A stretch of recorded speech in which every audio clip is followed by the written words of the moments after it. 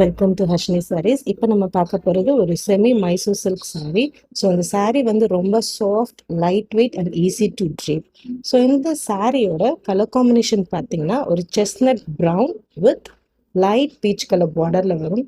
இந்த சாரியோட ஹைலைட்டு இதோட பிச்சவை பிரிண்ட் தான். அதில் பார்த்தீங்கன்னா ஒரு ராஜா வந்து யானையில் பல்லக்கு போகிற மாதிரி அழகாக பிரிண்ட் பண்ணியிருப்பாங்க.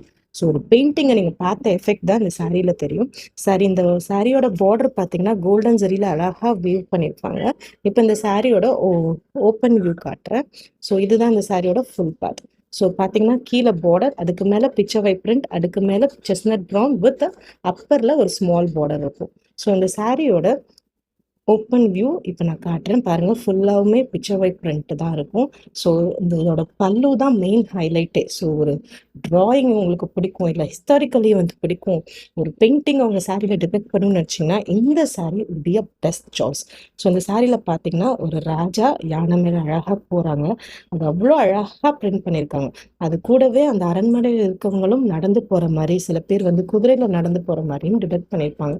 அவ்வளோ ரியலிஸ்டிக்காக இருக்கும் இந்த சாரியோட பல்லு. இந்த சாரியோட ப்ளவுஸ் பார்க்கலாம். ஸோ அதோட ப்ளவுஸ் பார்த்தீங்கன்னா ஒரு லைட் பீச் கலரில் வரும். ஸோ லைட் பீச் கலரில் அழகாக ஒரு ப்ளூ கலரில் மோட்டிவ்ஸ் கொடுத்துருக்குறாங்க. ஸோ இதுதான் இதோட ப்ளவுஸ்.